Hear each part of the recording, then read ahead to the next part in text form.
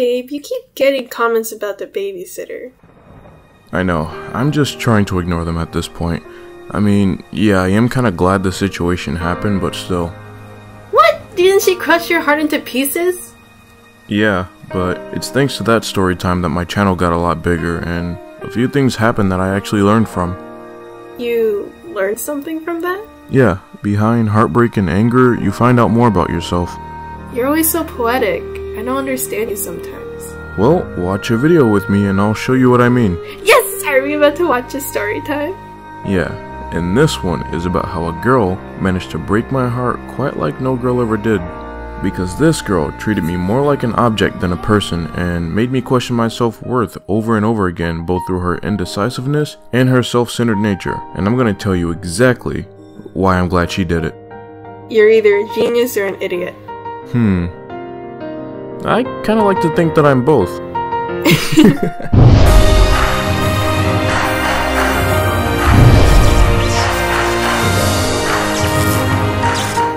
After engaging in cool things for the first time, I kind of just laid there and looked up, and I'm like, you know what?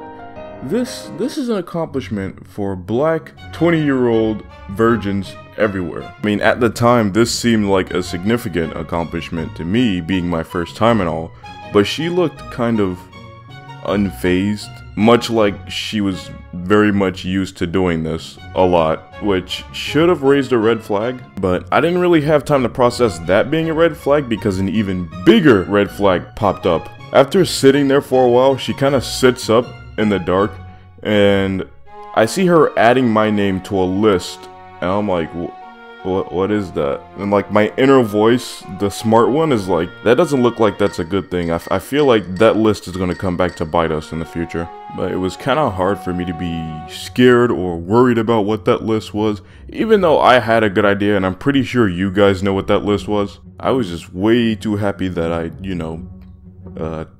did cool things for the first time. That's what we're going to call it, cool things.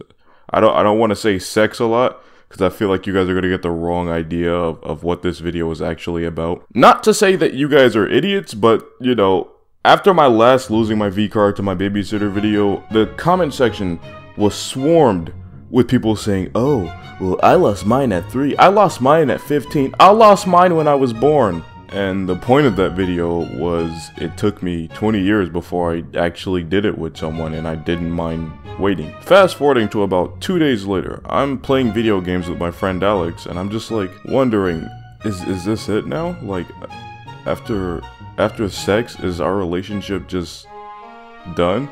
Because she hasn't exactly hit me up in the DM since then, and I kind of made an effort not to hit her up because I don't want to be annoying. I just really want to seal the deal with this girl. Like, what should I do? Huh. I'm not sure exactly. I don't know. Maybe just wait and see if you guys hang out again?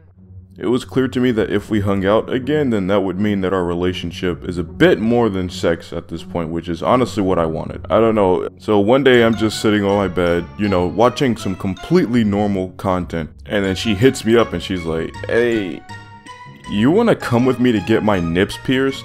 And I'm like, oh, cool, I'm finally gonna get to hang out with her. That's awesome, I get to see her again. Wait, what? Next thing I know, we are in her car on our way to go get her nipples pierced.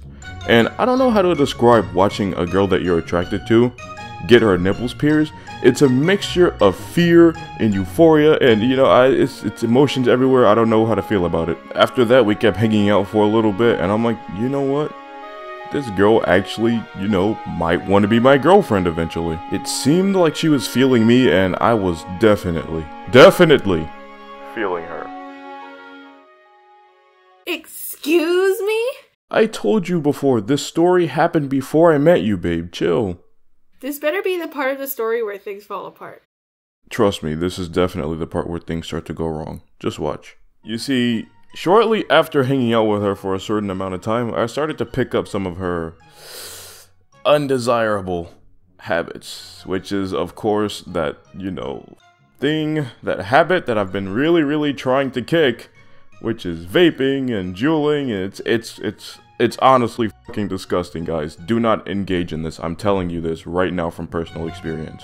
She actually ended up starting to introduce me to a lot of things that she was into, and although a lot of those things weren't things that I personally like to do, and the more things that I do that she wants me to do is just going to ensure a really strong and healthy relationship down the line.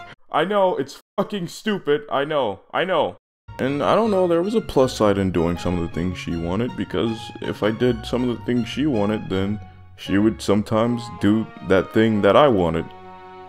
The thing that we both wanted. Still, at this point, that was the bulk of our relationship. There wasn't really much else there. Me being the idiot that I was seeking more attention from her in other ways besides just sex. So one day I'm just out and about and I'm like, you know what, I am super bored right now. Let's hang out. She says yes, and I hit up my other 3 friends and we basically have a plan for the night to like go, you know, eat ramen and have fun like we always do. We all got there early. She didn't. No, we didn't get there early. We got there on time and she wasn't there. I hit her up. I messaged her repeatedly. I'm like, hey, yo, we're here. Where are you? Radio silence. My friend Michael looks over at me and he's like, I don't think she's coming right now. Let's go get some ice cream and wait for her. So we don't want to keep waiting outside for her. So we go to this empty ass ice cream shop in an empty ass town. And we wait for her, and I'm just sitting there. Everybody else is talking and chilling, and I'm just like thinking, she really better not have stood me up. Because this shit is embarrassing, bro. Can you imagine telling your friends, oh, there's this really cool girl I'm talking to, and their first impression of her is that she's not this really cool girl you're talking to. She's this stupid, stuck-up dickhead who can't bother to show up to social events on time. So after a while of sitting there, my phone gets a buzz, and I'm like, oh, well, maybe she's hitting me up to let me know that she's coming or asking where we are right now. No, that would have been too good to be true. Instead, she calls to cancel on me. And guess what? Guess what the best part about her canceling on me is? She didn't even have a reason. It wasn't that she didn't want to go and it wasn't that she couldn't go. She told me she literally had no reason at all for canceling on me. That shit hurts my feelings. What kind of bitch does that? Dude, let's just get some ramen. We can't let her ruin our night. So we're driving to the ramen place. I'm still a little bit upset and I'm like, you know what, man, let's just go out and have fun with your friends. They're here and that's all that matters. And then guess what happens next? Jesus fucking Christ. We got into a car crash. Remember my previous video when I said some shit went down when we went to go get ramen? Yeah, this was the shit that went down when we went to go get ramen. And guess what? I forgot to mention in the previous video, it took us a total of 2 times scheduling to go get ramen with her before she actually bothered to even fucking show up. And even the time that she actually showed up, she was seconds away from fucking canceling on us. Wait, were you okay? Yeah, I'm fine. This was... Wait. Marcus? Can I join you guys? I got like nothing going on my channel. Sure. This is actually great timing. This is the part of the story where shit really starts to go down. There's always this really high level of tension between me and cops, and they just kind of generally freak me out. After we get done talking to the cops and stuff, that's when she hits me with this message. Sorry I flaked on you, lol.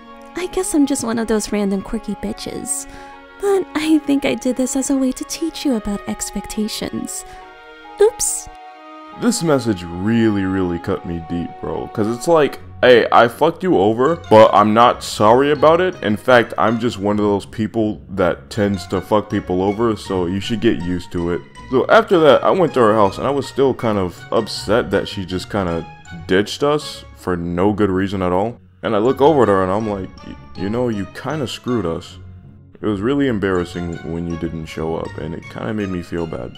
With the most straight and plain face, she looks at me and says, Let me stop you there, big guy. I don't have to show up for anything I don't want to. And there's a chance we won't even be together in 1 month. I could just ghost you like I do everyone else. I remember how you thought she was amazing, and then you realized she had the personality of a tampon. She had a personality worse than a tampon. Me, I have many different sides to my personality, but she only cared about one of those sides. One of those sides! And I kind of wasn't even sure if I liked this side of myself anymore because I just started to associate it with her and I was kind of losing feelings for her. And I'm just like, yo, this is not a relationship, bro. If she doesn't change real soon, or if I can't force myself to change to be more like a dickhead like her, then this shit's gotta come to an end. I would honestly say though, the nail in the coffin was when my friend Michael invited us to stay at his beach place for a day. Walking into the beach house with her, I realized that this would be the last time that I ever see her. I planned to break things off. We all played a drinking game and she confessed to having a crazy amount of sex with a crazy amount of guys. It was so embarrassing and I couldn't believe she would brag about that in front of me. After that, I was officially done. It was over without me needing to say anything. I dropped her off at her house the next day and didn't even bother telling her I didn't want to see her again. I pretended everything was cool, because I felt like it honestly was. After her constantly and purposely disappointing me over and over again, I had enough. I was upset about the way she chose to treat me time and time again, and I realized I couldn't waste my life waiting for someone to change theirs, because you can't spend your time setting expectations for someone you want to be with and hope that they'll eventually live up to them. I got the feeling she knew I wouldn't be back, but now I'm sure we're both happy I didn't come back, because if I had spent any more time forgetting who I was with her, I wouldn't be able to better myself with them.